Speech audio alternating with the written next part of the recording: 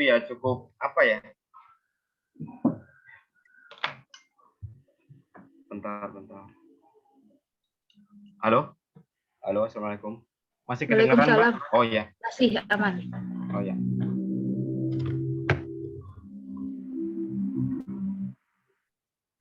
Saya mengikuti acara boarding school di Pesantren Properti di Juli 2021. Untuk programnya sendiri itu boarding school 3 bulan. Jadi untuk pertama kali di sana itu untuk 3 bulannya itu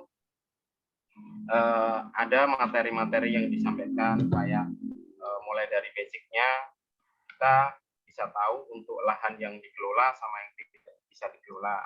Ada yang namanya untuk lahan yang bisa dikelola itu sama ada yang fasum-fasos seperti itu. Untuk perbandingan sendiri itu kan setiap daerah itu berbeda-beda. Kalau di sini di Cilacap itu perbandingannya untuk yang lahan di atas 1 hektar itu perbandingannya 60-40. Kalau yang di bawah 1 hektar itu perbandingannya 70-30. Jadi untuk lahan yang bisa dikelola itu 60 atau lahan efektifnya, 40 itu peruntukannya untuk fasum dan fasos. Seperti itu. Habis 3 bulan di pesantren properti, terus ada materi magang. Waktu itu saya magang di Malang milik salah satu alumni juga yang dari pesantren properti, namanya Mas Irfan. Beliau masih umur 28 tahun, tapi beliau itu udah punya 5 lokasi proyek seperti itu. Terus alhamdulillah kebetulan dari pihak pesantren properti ada sirkah tanah atau kerjasama tanah di Cilacap saat itu. Yang di Cilacap ini udah di-share sama Pak Bambang yang sebagai pemilik pesantren properti, di-share ke teman-teman satu angkatan saya waktu itu. Itu yang bergabung di sini itu mulai dari 7 orang. 7 orang. Terus pada akhirnya terseleksi atau seleksi alam ya, itu hanya 4 orang yang ada di sini. Mulai dari sini itu di tahun kemarin di November 2021, untuk yang perwakilan dari pesantren properti yang dikirim di sini itu 2 orang dulu, karena di sini itu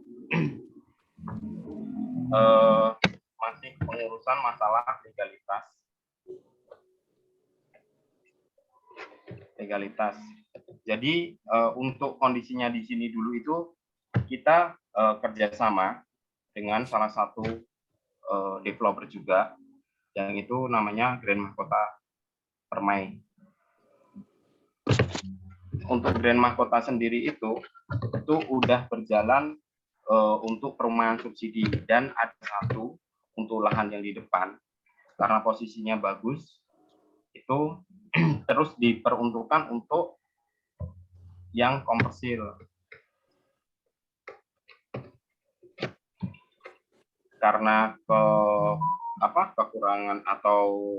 kekurangan ilmu ya, atau mungkin belum sampai ya untuk pengelolaan masalah rumah komersil itu, beliau yang pemilik tanahnya di sini atau dirutnya di sini, Pak Yatno itu dikerjasamakan dengan pihak pesantren properti. Dari situ kita mulai dari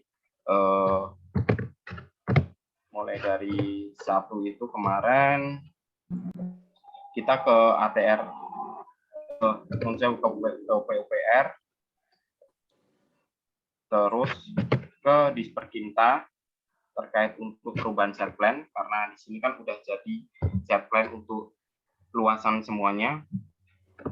Kita harus merubah untuk yang tanah yang kita kelola yang di posisinya di depan itu.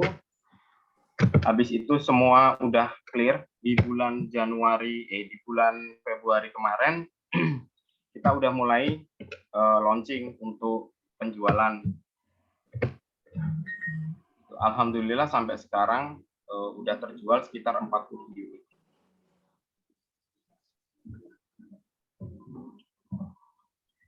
Terus alhamdulillah untuk sekarang itu kan untuk IMB itu kan sekarang udah nggak ada atau diganti dengan PBG, permohonan bangunan gedung. Jadi kan untuk sistemnya sekarang itu berbasis online. Aduh, halo, assalamualaikum. Keluar sendiri ya Mbak? Halo? Oh enggak Mas, Oh masih enggak ya, aman, masih ya. masih enggak. Oh ya, Ya. oke. Cuman ini kan teman-teman mungkin banyak yang pengen tahu nih Mas Catur gitu, jadi kita tampilkan buat ini. Monggo dilanjut Mas. Ya, mulai di bulan Februari itu kita udah mulai untuk launching produk di Mahkota Al-Fatih ini, tapi kita buka di 7 unit pertama. 7 unit pertama untuk posisinya kita udah nentuin untuk posisi yang kita jual nanti. Itu pun kita buka di harga promo atau soft launching itu di harga 269. Untuk tipe 40, untuk luas tanah 70. Tuh, alhamdulillah dari 7 unit itu, tapi kita buka cuma untuk harga cash atau cash bertahap itu di 3 bulan. Alhamdulillah untuk 7 unit ini terjual di 2 bulan ya. 2 bulan pertama itu terjual 7 unit untuk di harga 269. Karena di sini itu kan untuk harganya, range harganya itu kan kita mainnya di periode sama di kuota. Jadi untuk periode awal ini, dari mulai kita launching itu di harga 269, itu periode Februari sampai di bulan April, pertengahan April. Terus kita buka lagi di April sampai dengan Desember itu di harga 315. Untuk tahun besok kita udah naik di harga 345. Itu alhamdulillah di bulan Juli kemarin PPG udah terbit, udah turun, terus kita mulai pembangunan. Jadi kita benar-benar sesuai dengan arahan dari Pak Bambang sendiri yang selaku pemimpin di pesantren properti, itu kalau kita buka proyek itu masalah legalitas kita harus clear dulu karena kita nggak tahu ke depan itu seperti apa, karena banyak mungkin dari banyak orang yang cari-cari lah kan, seperti itu banyak. Terus juga di sini juga yang namanya proyek itu nggak bisa lepas dari yang namanya ormas atau semacam itulah. Yang intinya kemarin juga waktu pertama di sini di bulan Februari kemarin udah ada satu ormas yang datang. Ya kita sharing-sharing aja ya. Udah ada yang datang, ya intinya silaturahmi. Waktu itu saya yang nemuin, ya intinya silaturahmi, saya sambut baik. Ya saya memperkenalkan diri kalau di sini itu kan yang mengelola dari pihak pesantren properti. Ya sebagaimana tujuan mereka itu kan sebetulnya arahnya kan kita tahu. Itu ya nanti saya sampaikan ke pihak manajemen seumpama nanti emang dibutuhkan untuk masalah keamanan seperti itu. Terus juga di bulan untuk di sini itu di Mahkota Al-Fatih sendiri itu ada sekitar 124 unit. 124 unit plus ruko. Untuk ruko itu sekitar 22 unit. Untuk rumah satu lantai itu tipe 40-70 sama tipe 40-72. Terus di 2 lantai itu ada tipe 55 dan tipe 70. Untuk tipe 55 luas tanahnya 75, terus untuk tipe 70 ada yang luasnya 72 luas tanahnya, ada juga yang luas tanahnya 87. Terus ada juga yang luas tanahnya itu 108.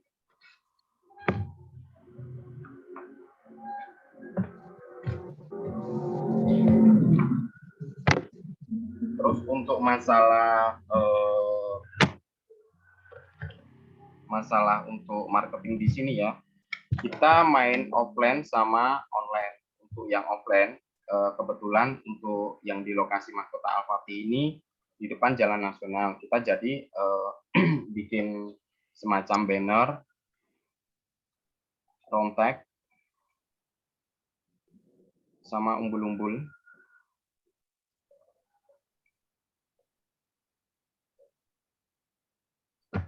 Terus yang untuk online-nya, kita bekerja sama dengan pihak kayak ada platform namanya Hunian Kita yang ada di Cilacap itu. Dari Hunian Kita itu kita mengkait untuk marketing freelance, yang dimana di situ kan ada marketing freelance yang memasarkan produk kita di Facebook, di YouTube, sama di Instagram.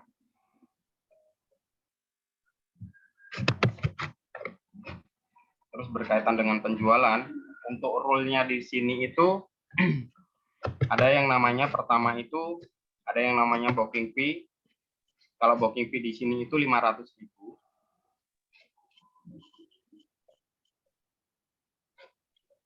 Itu berlaku 14 hari untuk skema developer.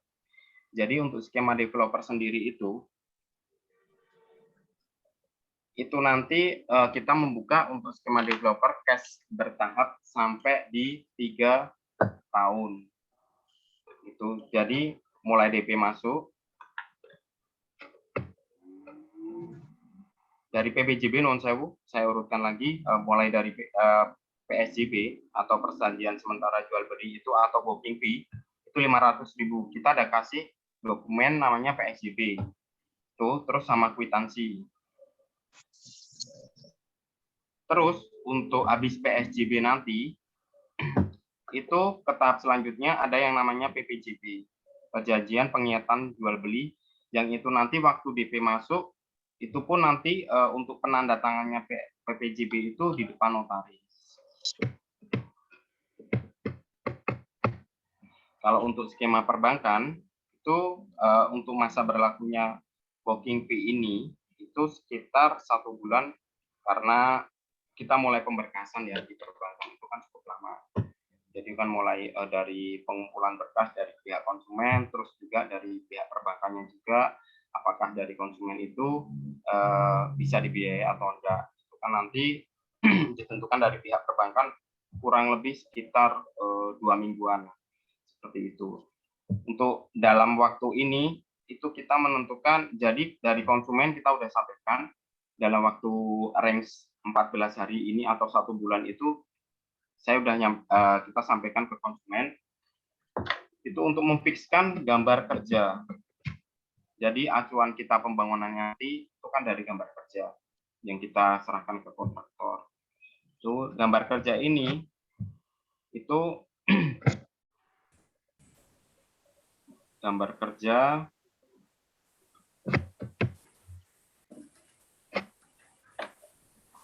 karena untuk yang di bagian Dinah Ruangan sendiri, kalau yang di Mahkota Al-Fatih ini kan bisa request kecuali ada penambahan atau perubahan gambar. Kalau nggak ada perubahan gambar atau nggak ada penambahan, itu pun kita pakai standar gambar yang udah kita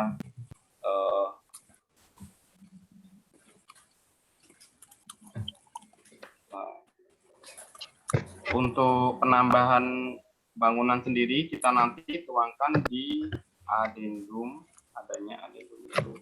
Jadi selepas dari PPJB itu nanti ada, kalau ada penambahan di bangunan nanti kita tuangkan di adendum berdasarkan harga borongan di sini. Maaf, saya minum dulu. Mungkin saya minta izin Mas Catur, ini saya ada sedikit video untuk dari Mahkota Al-Fatih sendiri. Saya minta izin buat saya putar sebentar. Boleh? Tidak apa-apa Mbak. Video ilustrasinya itu nggih. Nggih. Sebentar saya ini.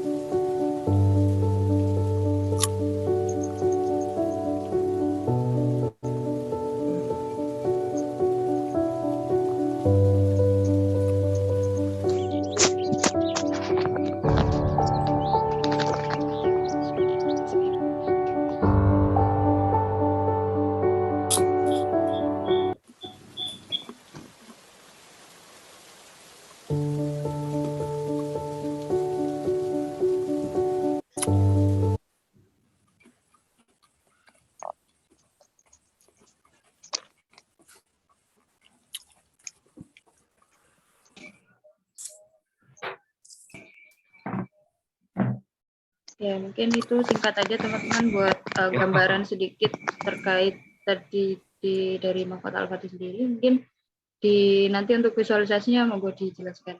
Ya, kalau itu kan gambarannya apa video yang ilustrasinya yang dulu ya Mbak.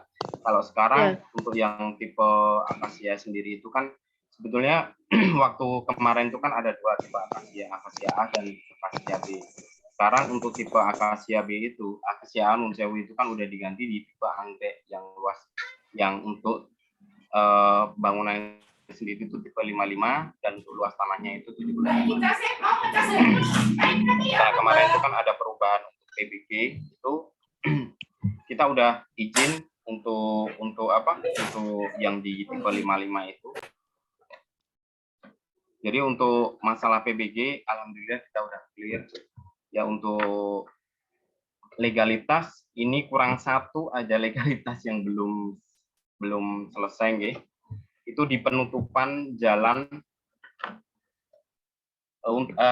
penutupan drainase depan. Jadi kan di depan ini Mbak, di depan ini yang warna putih ini, yang sisi kanan itu nggih, itu ada drainase. Kebetulan ini kan di jalan nasional. Kebetulan ini di jalan nasional, kita izinnya itu di sampai Semarang tingkatnya. Kemarin saya udah ke PUPR yang di Cilacap, ternyata nggak bisa. Saya disuruh ke Purwokerto. Di situ dari Purwokerto saya disuruh ke Semarang. Ya. Terus habis dari Semarang kita tunggu beberapa bulan.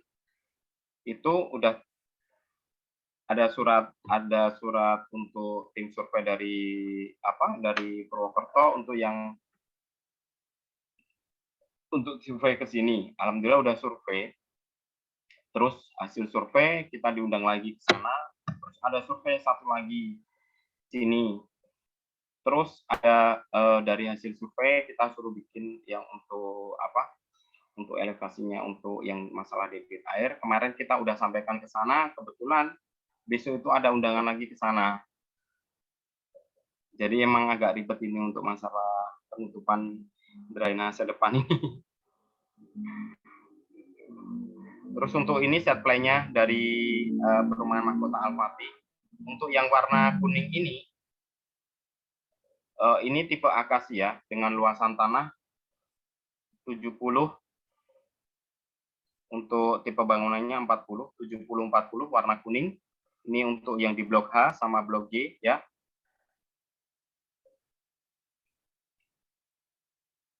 Terus yang untuk warna coklat ini untuk tipe Amaryllis.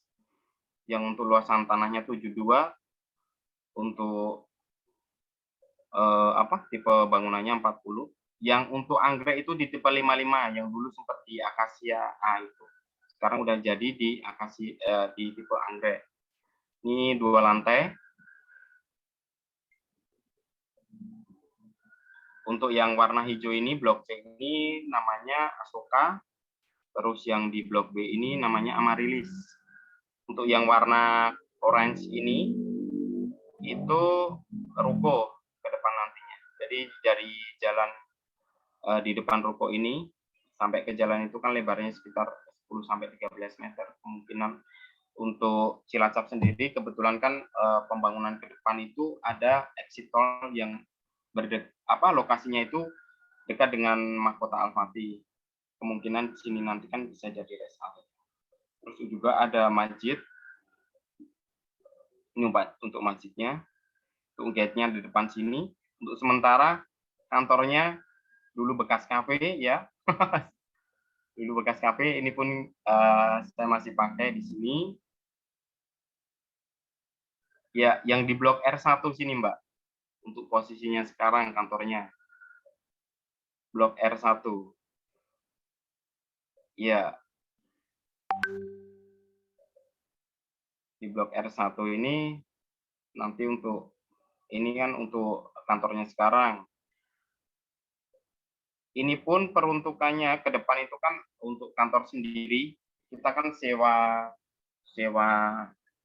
bongkar ya. Jadi perjanjiannya ini kita kontrak selama 2 tahun. Setelah ini nanti kita robohkan, terus peruntukannya ini jadi apa? Jadi untuk jalan, karena untuk pasum ya, atau fasilitas umum di sini.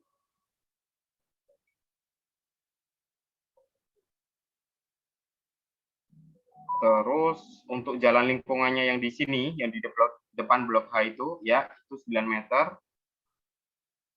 Nah, yang jalan di sini ini sempat jadi masalah karena waktu pertama kali dari tim kami yang di sipilnya mengira jalan ini itu sekitar 6 meter.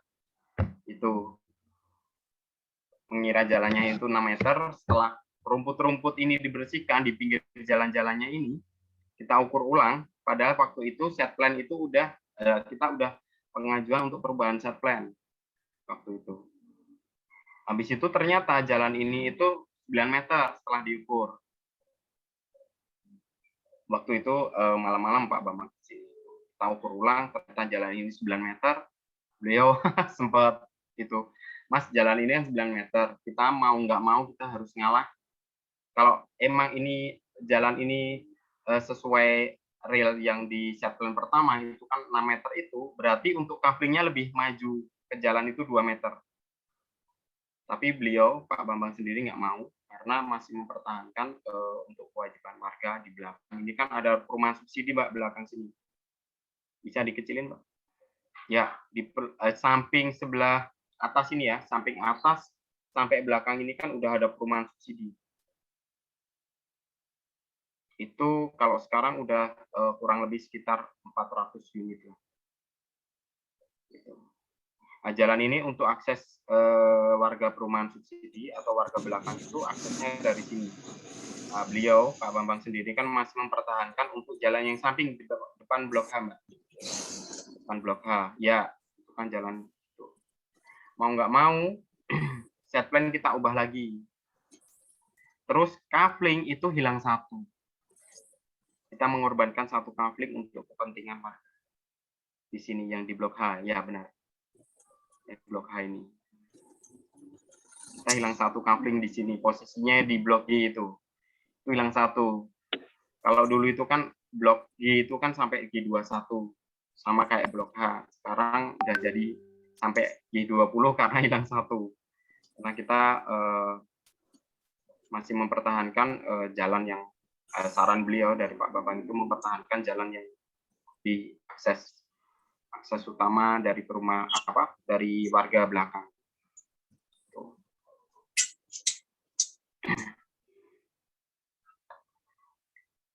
Terus untuk yang tipe-tipenya Mbak, coba ada itunya nggak, Pak Putri? Ada untuk tipe rumahnya? Bentar. Saya coba cari dulu.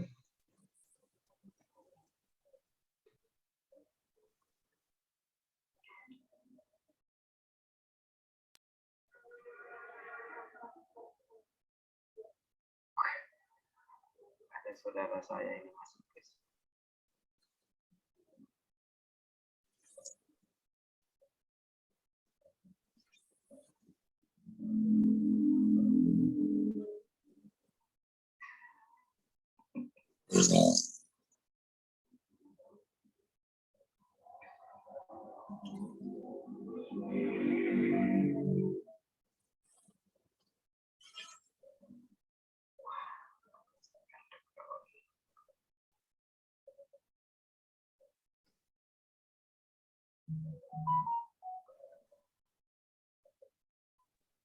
Mungkin sambil menunggu Mas, mungkin Yeah. bisa dilanjutkan dulu. Ini sambil saya cari, nanti kalau sudah saya kontak.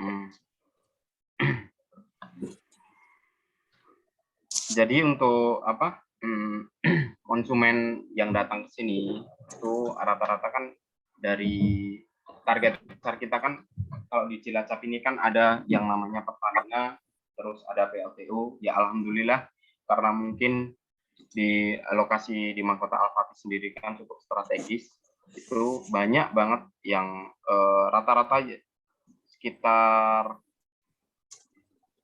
7 orang atau 7 konsumen itu yang beli di Mahkota Al-Fatih untuk investasi.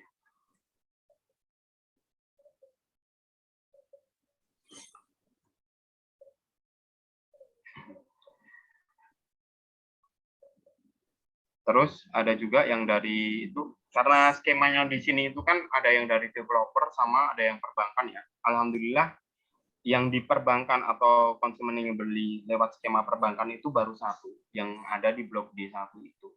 Dia kan memakai skema perbankan. Kan alhamdulillah udah kerjasama atau PKS dengan dua bank, yaitu Bank BSI dan BTN Syariah. Itu rata-rata yang beli di sini selain yang di blok D1 itu skemanya pakai skema langsung developer atau pembayaran langsung ke developer selama ada yang 3 tahun. Kalau kemarin itu di bulan-bulan September kemarin itu masih ada yang skema sampai 4 tahun. Jadi dari saya itu kan pasti saya kan non sewu kebetulan saya kan di divisi marketing juga. Kalau ada konsumen ke sini itu kan pasti saya yang handle, saya kan pasti tanyakan itu untuk sekiranya ada dana berapa, terus untuk kira-kira angsurannya nanti itu di angka berapa.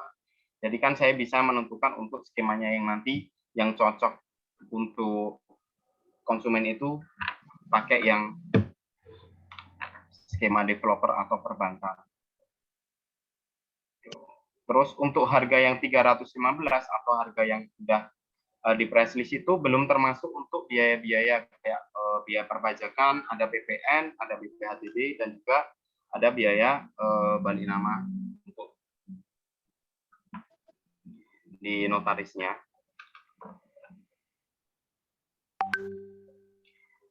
Saya pasti itu yang terkait untuk konsumen, saya pasti tanyakan untuk masalah skemanya. Jadi kan pasti waktu kesini saya tanya, ada dana sekitar berapa, terus ada kira-kira per bulan itu sekitar berapa. Kalau dirasa emang cukup atau masih bisa saya itu, saya sampaikan. Tapi paling enggak kalau yang untuk akad di perbankan sendiri, kalau sini kan harga itu kan di luar untuk biaya akadnya gitu. Jadi untuk akad di perbankan itu masalah biaya itu kan harus di depan juga, itu di luar DP. Kalau untuk skema pakai developer itu untuk akadnya kan di belakang, setelah rumah ini kan lunas itu nanti baru diakadkan atau di AJBK. Alhamdulillah untuk yang di blok H itu rata-rata udah di AJB-kan semua dan udah dibalik nama atas nama konsumen. Kalau di sini kan pecahnya itu kan atas nama PT ya. Jadi kan untuk statusnya kan masih SHDP. Jadi kan harus dinaikkan hak ke hak milik.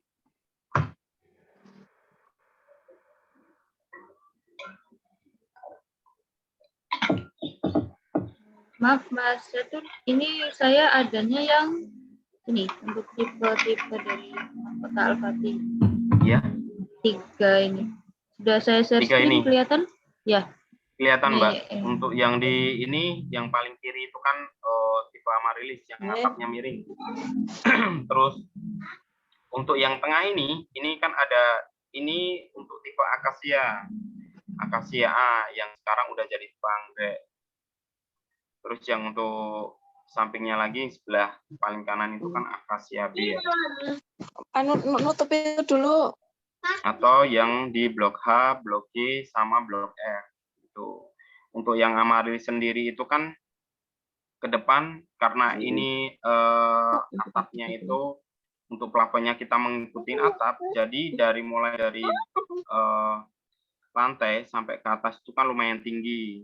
Untuk desain ke depan itu kita bikin sekalian sama include mezanin, tapi di beda harga.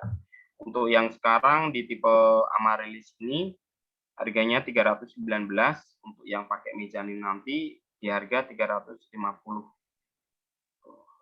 Itu udah include mezanin, di atas itu kan semi 2 lantai ya kalau bahasanya itu ya, mezanin itu.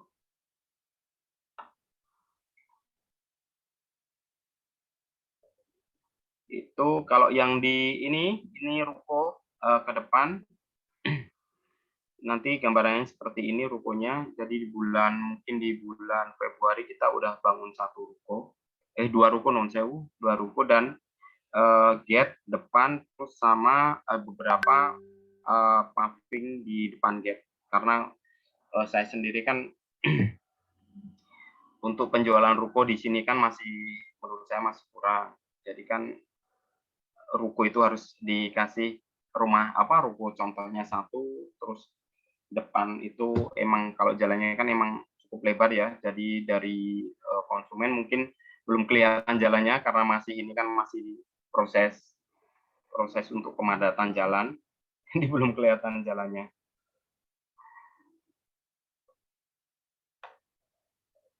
Terus untuk yang di atas ini sekarang udah jadi ya, Mbak. Yang di dekat set plan paling atas itu yang sebelah kanan. Kan yang kemarin dibangun untuk yang di Blok Akasia. Ini ada pembangunan pertama kemarin itu ada 7 unit yang dibangun. Sekarang udah sekitar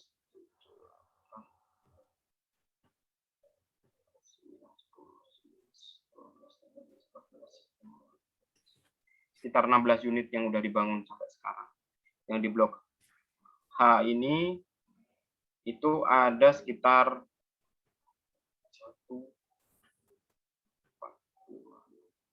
9 unit yang dibangun sekarang.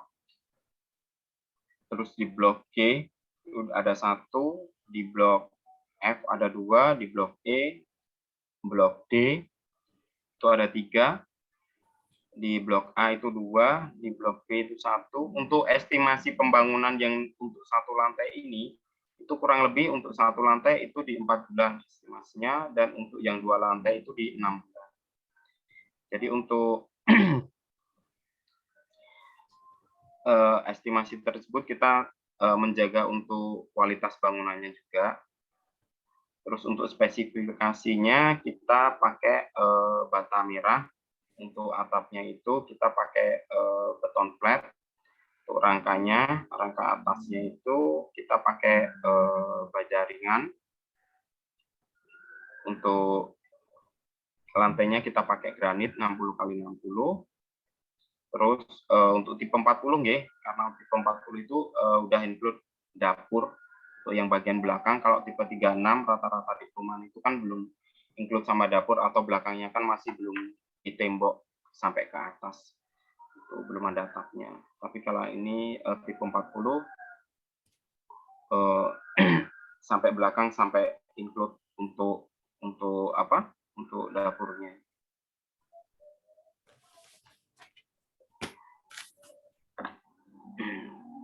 Ini foto waktu itu di CFD kemarin. Kita juga udah sempat buka stand di CFD.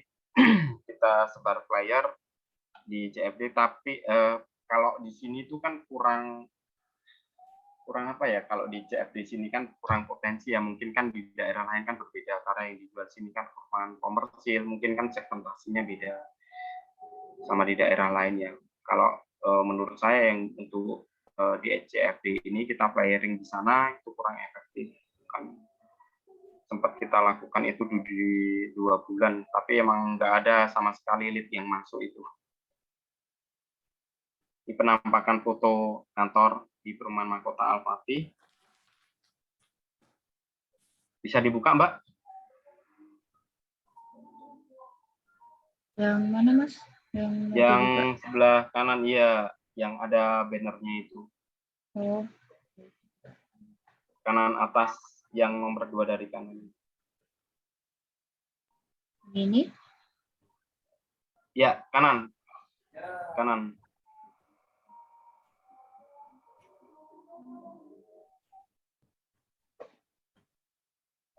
Sebelah kanan sendiri, Mbak.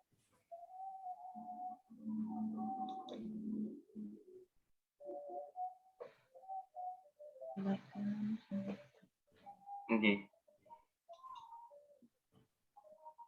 Yang mana, Mas? Kelihatan? Enggak. Yang kanan atas, terus. Ini? Itu kirinya lagi. Ini? Sampingnya, ya itu. Penampakan kantor di perumahan Mahkota Al-Fatih.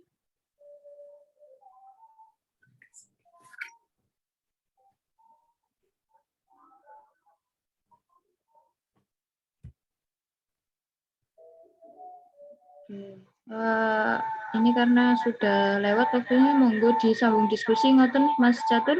Nggih, Gimana? tidak apa-apa. Nggih, boten napa-napa, Mbak. Ini beberapa teman-teman sudah ada yang bertanya di kolom chat. Saya bacakan dulu. Yang Nggih. pertama dari atas nama Tamarin Aji Barang. Monggo Mas, kalau misalkan bisa on mic untuk menanyakan atau bisa saya bacakan saja?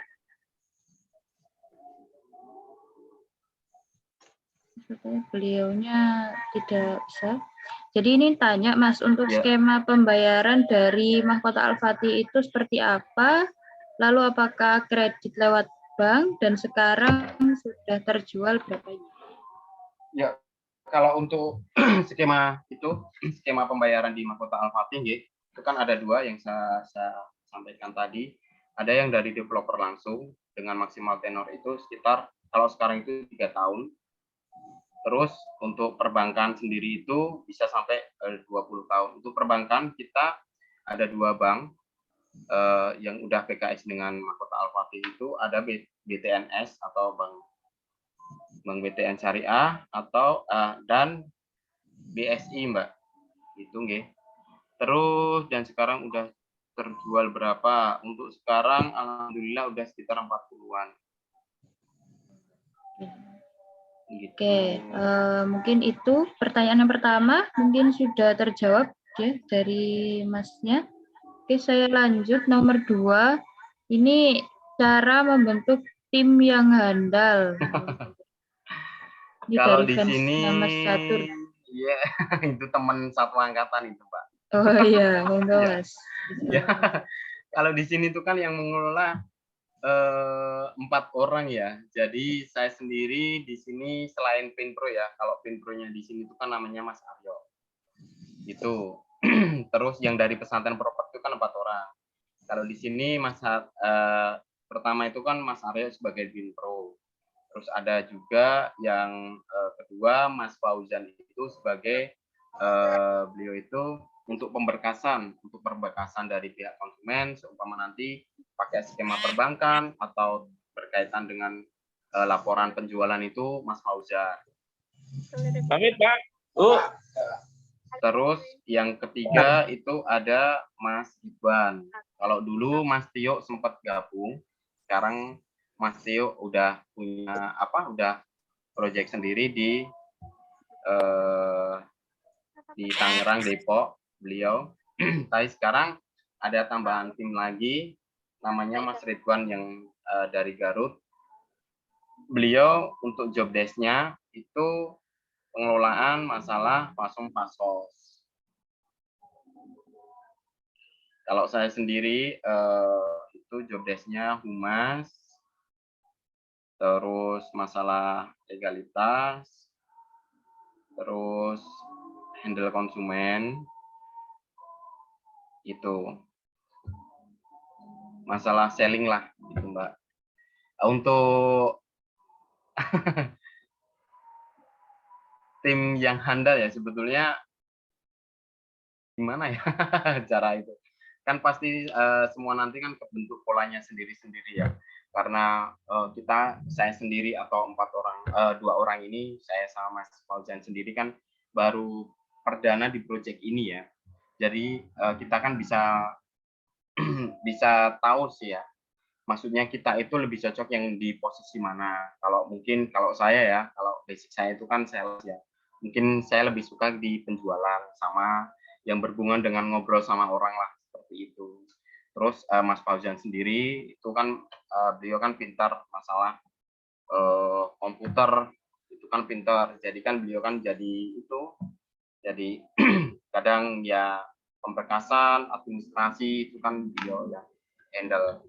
Jadi kan nanti kan udah terbentuk sendiri ya lama-kelamaan ya, untuk kita lebih condongnya itu kemana ya, seperti itu sih. Mungkin itu, Mbak.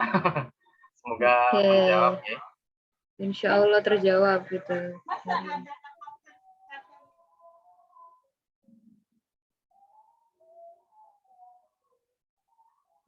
Untuk prosentase fasum itu dasarnya perda atau apa, Mas? Ya, untuk fasum-fasos sendiri itu dasarnya dari pemerintah daerah sih. Karena kalau di sini itu peruntukannya yang untuk lahan efektif atau yang bisa dikelola itu di atas 1 hektar itu perbandingannya itu 60/40. Kalau yang di bawah 1 hektar itu 70/30. Jadi untuk fasum-fasos itu 30, lahan yang bisa dikelola itu 70%. Sama dengan halnya yang untuk di atas 1 hektar, 60 itu yang bisa kita kelola dan 40 itu untuk fasum-fasos. Mungkin di daerah lain kan berbeda, tapi yang untuk di Cilacap seperti itu. Mungkin yang di chat kita skip dulu. Mungkin teman-teman yang hadir sekarang mau langsung raise hand, mau langsung menyampaikan pertanyaannya, dipersilakan.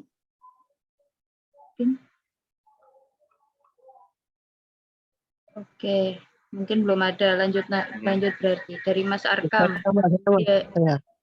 Oh ya, monggo Mas Rizal dulu. Monggo Mas. Assalamualaikum warahmatullahi wabarakatuh. Waalaikumsalam warahmatullahi wabarakatuh. Saya lagi di Depok ini bareng dengan duetnya Mas Catur, Mas Tio. Mas Tio, wah ini sayang banget itu Mas Tio. Ini saya mau nanya Mas, seperti apa trik-trik marketing yang dilakukan Mahkota Al-Fatih itu yang membuat jatuh hati jalan konsumen, sehingga penjualannya sangat cepat sekali. Ya. Itu aja Mas. Waalaikumsalam warahmatullahi wabarakatuh. Assalamualaikum warahmatullahi wabarakatuh. Mas Rizal, salam kenal nggih, kula Catur Mas. Mungkin banyak ngobrol sama Mas Tio nih. Sebetulnya sama sih Mas ya. Kalau kita yang untuk online sendiri itu kan sudah dihandle sama pihak union kita ya. Union kita itu dari union kita itu kan punya marketing freelance yang itu biasanya itu memposting jualannya itu di Facebook, terus IG atau YouTube ya. Untuk yang saya sendiri itu kan dari kebetulan lokasi di sini Mahkota Al-Fatih itu kan di pinggir jalan nasional. Jadi banyak banget itu yang walk-in langsung datang ke kantor. Ya. Untuk media promosinya yang di sini offline itu kan ada yang rontek, umbul-umbul. Jadi kan ada perbaruan Mas, karena di sini itu kan jalan nasional itu kan pasti kita ada perbaruan untuk masalah untuk material promosi tadi. Setiap 6 bulan itu kan pasti kita ada perbaruan. Kalau di sini udah 2 kali ganti nggih, karena baru 1 tahun. Tapi emang kelihatan Mas, kelihatan banget waktu kita ganti untuk material promosi tadi. Karena orang lain itu waktu lewat itu pasti lihat, oh promosinya untuk materialnya cuma kayak gitu. Terus progres itu penting. Maksudnya gini, kalau di perumahan kita itu ada progres di situ, berarti perumahan kita itu kelihatan hidup, nggak kelihatan mangkrak gitu loh. Kalau orang kan pasti lihat, karena di sini pinggir jalan, orang kan lihat, oh ini ada pembangunan, oh ini promosinya itu ganti, berarti di sini itu kan ada progres. Kalau materialnya lusuh, terus untuk ada di depan itu ada rumput-rumputnya, kita kan sering bersihin itu, terus progres pembangunannya kita nggak ada progres sama sekali, itu dikira nanti dikira perumahan mangkrak, jadi seperti itu. Terus yang nggak luput lagi itu pas kalau di sini ya Mas, kalau di Mahkota Al-Fatih sendiri itu setiap Jumat kita pasti ada Jumat pagi. Kalau sekarang Jumat pagi kalau sekarang itu kita yasinan rutin, karena dibalikan lagi nggih, usaha itu kan kita udah usaha sebaik mungkin, tapi kembali lagi yang namanya pembeli itu yang mendatangkan kan Gusti Allah atau Allah ya, yang menghadirkan di sini itu kan atas arahan Gusti Allah. Jadi itu cuma ya rutin setiap Jumat Mas. Mungkin Mas Tio kalau beliau mungkin bisa tanya sama Mas Tio, itu pasti ada rutin. Kalau waktu sama Mas Tio itu setiap Jumat malam Jumat, Mas. Tapi sekarang udah diganti di Jumat pagi. Pasti kita ada ya Sina. Gitu. Semoga menjawab ya Mas Rizal nggih. Salam kenal nggih. Salam buat Mas Tio sama teman-teman yang di sana. Oke Mas, siap. Terima kasih banyak. Sama-sama Mas. Oke, makasih Mas Rizal atas pertanyaannya. Mungkin dilanjut, ini ada dari Mas Arkam sama Bu Siti, ini pertanyaannya hampir sama Mas. Jadi terkait biaya pembuatan kabel listrik underground. Oh ya. Bisa di-spill mungkin berapa gitu. Ya, karena kalau kemarin itu kita sempat mau bikin untuk konsepnya sini itu kan konsep listrik underground ya, atau di bawah tanah ya. Tapi setelah kita analisa, karena di sini itu di depan bandara, jadi untuk sinyal itu susah banget, Pak. Di sini itu susah banget untuk masalah sinyal gitu. Jadi kita alihkan yang lebih fungsional itu di smart home. Kalau kemarin anggarannya itu kurang lebih sekitar 1 M untuk 124 unit. Itu udah ada anggarannya sekitar 1 miliar untuk pemasangan listrik underground. Itu pun sewu mungkin untuk maintenance-nya kurang, masih hitung ya.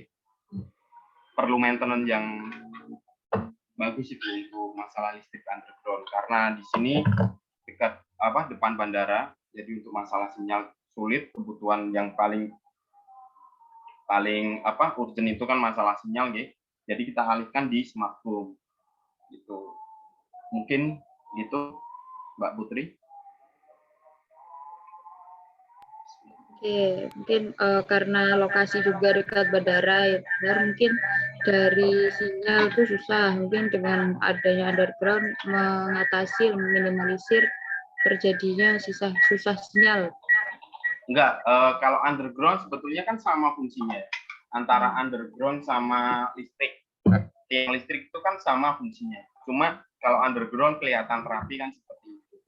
Tapi berarti dari penataan lingkungan gitu Mas ya? Iya, itu mungkin iya. Tapi kembali lagi ke fungsinya ya Mbak. Fungsinya itu kan sama-sama ngalirin listrik aja. Kalau lebih fungsional antara smart home atau underground, kalau di sini itu smart home karena berkaitan, karena susah banget sinyalnya di sini. Itu kita pakai konsep smart home, dan di sini nanti kan ada satu server yang untuk itu internetnya. Jadi nggak ada udah permasalahan untuk susah sinyal nanti di sini kan udah alhamdulillah insya Allah nanti udah terselesaikan. Seperti itu. Oke. Mungkin bisa dilanjutkan. Ini dari Pak Rudiantoro. Bisa diceritakan singkat mungkin Mas, skema proses akuisisi lahan itu seperti apa? Mungkin dulu ikut proses akuisisi. Kalau di sini ini pengetahuan saya. Jadi dulu ceritanya di sini itu Pak Yatno yang sebagai developer atau yang sebagai dirut di PT Cahaya Mulia Abadi atau di Perumahan Grand Mahkota, itu beliau sempat nuwun sewu kena tipu. Jadi di sini ada sosok Pak Imam. Pak Imam itu orang Cilacap juga yang kebetulan kan membantu beliau untuk masalah penjualan. Waktu ditinggal, waktu beliau itu kena tipu itu kan yang menipu itu manajernya, sampai beliau itu punya tanggungan hutang sekitar 5 miliar. Ada rumah komersil juga yang bangunan lawas atau bangunan lama itu yang di belakang kantor itu ada sekitar 10 unit yang belum lebih 10 unit lebih yang belum terjual. Nah, saat itu Pak Imam beliau gabung dengan Pak Yatno, terus beliau itu membantu untuk memasarkan yang di Grand Mahkota yang komersil. Terus dari situ Pak Imam ini dipercayakan untuk tanah atau lahan yang ada di depan yang sekarang kita kelola itu, Mbak. Jadi dari Pak Imam, Pak Imam sendiri itu beliau karena ya beliau itu kan basicnya kan orang kerjanya di Alfamart. Kerjanya di Alfamart, beliau juga bermain properti juga, tapi cuma covering ya. Untuk masalah ilmu atau pengetahuan terkait rumah komersil, karena beliau mungkin belum sampai situ. Kebetulan ketemu sama Pak Bambang saat itu. Ketemu sama Pak Bambang mungkin dari temannya beliau. Waktu itu Pak Bambang baru ngecek di tanah yang di Purbalingga kayak nggak salah itu. Terus diarahin ke sini, lihat lokasi, habis itu dikerjasamakan. Seperti itu. Jadi kan sirkahnya itu antara pesantren properti dengan Pak Imam, terus Pak Imam dengan PT Mahkota. Seperti itu.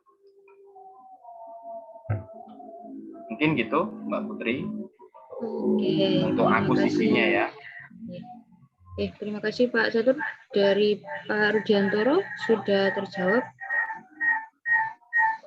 Mungkin ini satu pertanyaan lagi sebelum saya masuk ke sesi selanjutnya. Ini dari atas nama dari Aji Barang Purwokerto. Kalau untuk dari Mahkota Al-Fatih sendiri itu DP minimal berapa? Lalu untuk kredit lewat developer. Oke. Oh, oke. Jadi DP-nya berapa buat kredit yang lewat developer? Oh ya. Untuk di Mahkota Al-Fatih sendiri itu untuk jadi gini nggih, acuannya angsuran itu kan dari DP. Kalau minimal itu bisa di 10% bisa, terus di 20% bisa, atau 50%. Kalau di sini itu pembangunan rumah itu harus kalau pembangunan rumah di sini itu uang masuk udah mencapai 50% baru kita bangunkan. Kalau mau dari ke pihak konsumen itu mau segera dibangunkan, Mas saya mau segera dibangunkan, ya udah itu masuk DP 50% baru kita bangunkan. Tapi kalau mau DP 10% monggo bisa, atau 20-30% bisa. Itu tapi untuk tenor yang untuk sekarang 3 tahun gitu. Jadi kan acuannya itu kan angsuran itu kan dari DP Mbak. Kalau semakin besar DP angsurannya semakin kecil. Kalau DP-nya kecil itu otomatis angsurannya besar. Kan seperti itu. Di 30%, 10% sampai 30% dari harga nggih. Jadi di harga 315 itu ya 31 juta. Itu bisa masuk nggak apa-apa, tapi di tenor 3 tahun ini, terus nanti per bulannya dapat berapa itu kan udah nanti bisa kelihatan untuk skemanya. Oke, mungkin dari pertanyaan tadi sudah terjawab. Jadi ini mungkin sesi tanya jawabnya disudahi atau mungkin ada yang mau ditanyakan? Mau tanya bisa melanjutkan? Oke, monggo Mbak. Monggo. Ya, monggo Bu. Tadi kan ada 3 tahun, ada 15 tahun, atau mungkin langsung lunas atau cash. Pertanyaan saya, apakah ada perbedaan harga? Oh, ada. Tambahan bunga dan sebagainya begitu untuk 1 tahun atau cash atau 3 tahun begitu. Apa hitungannya? Di sini untuk dari mulai harga cash keras ya. Jadi untuk price list yang kita tuangkan itu di harga 315 itu kan untuk harga cash ataupun cash bertahap 3 bulan. Terus untuk harga 1 tahunnya itu udah beda. Itu kan ada kenaikan sekitar 30 juta. Terus untuk harga 2 tahunnya sampai ke 3 tahun itu udah berbeda sendiri, Bu. Jadi kan masing-masing itu udah ada harganya beda-beda, gitu. Dari harga yang 315 itu untuk cash bertahap atau cash keras. 1 tahun itu udah beda lagi harganya, 2 tahun itu udah beda lagi harganya, 3 tahun udah beda harganya. Seperti itu. Yang dipastikan itu lebih murah dari sewa pembiayaan. Seperti itu. Kenaikan sampai berapa persen, Pak, per tahunnya? Kenaikannya itu kemarin kita cuma ambil 7% kayaknya. Oh, 7% per tahun ya, Pak? Dalam 7% per tahun maksudnya. iya, Oke, iya. Makasih, Pak. J sami-sami Bu.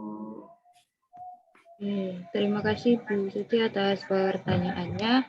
Mungkin teman-teman di sini kita cukupkan di ini untuk sesi tanya jawabnya. Mungkin dari sebelum saya lanjut ke sesi penjelasan program dari pesantren sendiri, monggo Mas Catur mungkin ada sedikit penutup dari Mas Catur buat teman-temannya dari sini. Monggo, Oh, Mas. J. Ya buat rencang-rencang Bapak Ibu, teman-teman, saudara sekalian, G.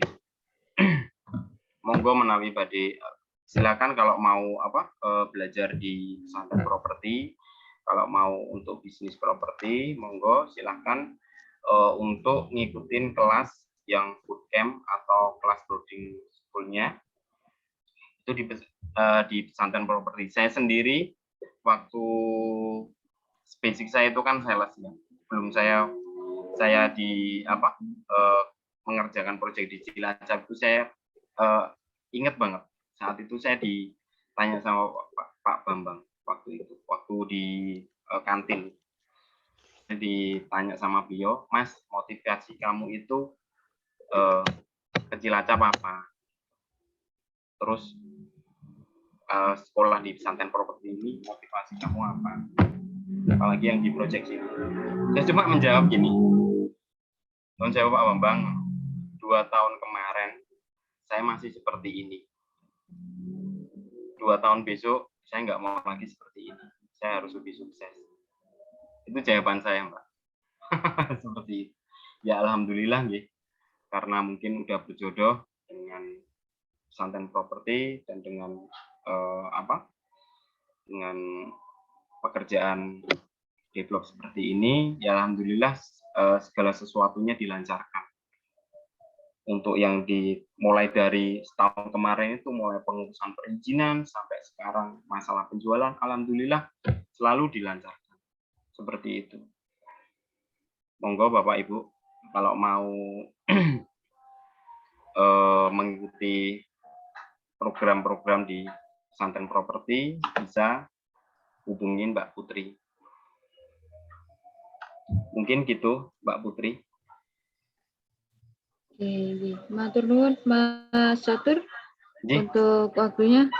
Untuk itu kita teman-teman dan Mas Catur juga mungkin saya akan sedikit menjelaskan gitu kan, sedikit menjelaskan terlebih dahulu sebelum kita tutup. Jadi tadi Mas Catur juga sudah memberikan suntikan motivasi untuk teman-teman yang ingin belajar di pesantren properti seperti itu. Jadi untuk dari pesantren properti program terdekat yang akan terlaksana itu ada eksklusif bootcamp properti. Jadi teman-teman bisa ikut pelatihan training selama 2 hari. Selama 2 hari teman-teman di pesantren properti akan diajarkan mengenai dasar-dasar properti terlebih dulu. Jadi misalkan, saya masih pemula, saya masih baru terjun di dunia properti, belum mengetahui apa seluk-beluk dari properti. Nah itu mungkin program ini salah satu program yang cocok gitu untuk teman-teman.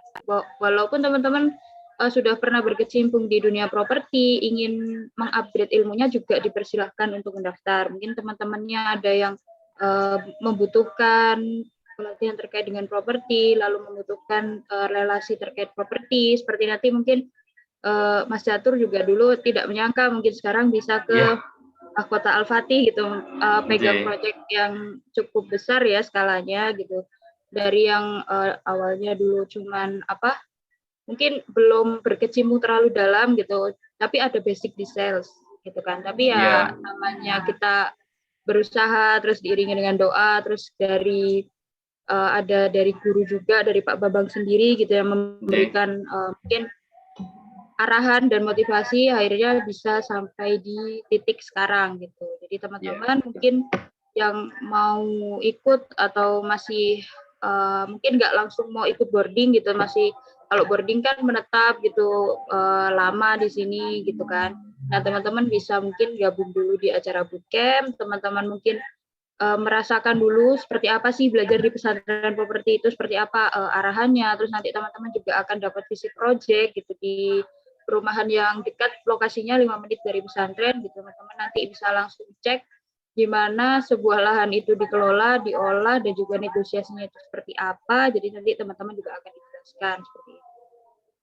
Untuk administrasinya itu ada 300.000 lah, 300.000 itu yang akan didapatkan teman-teman itu yang pertama kaos ya. Kaos ini kalau Pak Bambang bilang itu adalah kaos untuk password teman-teman bahwa teman-teman itu dari pesantren properti gitu. Jadi kaosnya itu tuan tanah untuk anak negeri. Nah itu filosofinya seperti apa, terus kok bisa ada muncul kata-kata tanah untuk anak negeri itu seperti apa, itu nanti akan dijelaskan gitu oleh Pak Bambang di pesantren properti sendiri. Terus nanti teman-teman juga nggak usah bingung nginepnya di mana, tidurnya gimana, insya Allah di sini sudah disediakan gitu kan, ada tempat tidur juga untuk teman-teman untuk istirahat di sini selama pelatihan. Kalau misalkan, oh saya datangnya Jumat, pulangnya Senin, boleh nggak? Boleh, dipersilahkan gitu. Jadi nggak harus cuma Sabtu Minggu, nggak, tapi kalau teman-teman mau extend dulu di sini juga kita persilahkan seperti itu. Terus nanti teman-teman juga dapat makan 4 kali dan juga nanti teman-teman dapat tools pendukung properti. Terus mungkin banyak pertanyaan ya. Terus setelah 2 hari apakah yang mungkin kita lakukan gitu kan?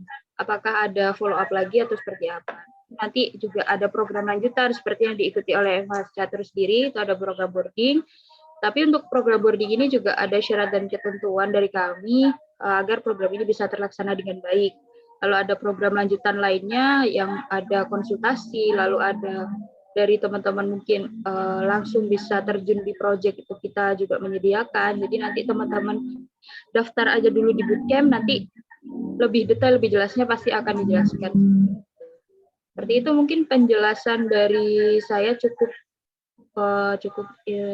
singkat. Teman-teman bagi yang mau daftar atau mau tanya-tanya bisa menghubungi saya atau bisa menghubungi nomor admin yang lain gitu. Senyamannya teman-teman insya Allah nanti kalau teman-teman tanya bisa kita layani gitu kan teman-teman. Mungkin ada yang mau ditanyakan atau mau daftar atau merekomendasikan keluarga, saudara atau teman-teman yang lain seperti itu. Oke, mungkin dari segi program ada pertanyaan teman-teman? Sebelum saya tutup sharing pada malam hari ini. Oke, mungkin belum ada, nanti bisa ditanyakan di nomor admin gitu kan, teman-teman yang sudah gabung di sini. Terima kasih saya ucapkan kepada Mas Catur gitu atas waktunya malam hari ini gitu. Sama-sama. Sukses selalu Mas Catur dengan proyeknya. Semoga teman-teman yang lain juga segera bisa menyusul gitu kan, segera bisa melaksanakan apa yang jadi goalsnya teman-teman di properti khususnya ya. Terima kasih untuk teman-teman juga yang sudah menyempatkan waktu pada malam hari ini, hadir pada malam hari ini, dilancarkan semua urusannya dan semoga teman-teman juga mendapatkan sesuatu dari sharing pada malam hari ini. Oke, kami mohon maaf jika ada salah kata, ada kekurangan dari acara sharing pada malam hari ini. Insya Allah materinya bermanfaat untuk teman-teman. Terima kasih. Saya selaku moderator mohon maaf dan undur diri. Wassalamualaikum warahmatullahi wabarakatuh. Waalaikumsalam warahmatullahi wabarakatuh. Matur suwun Mbak Putri. Ya,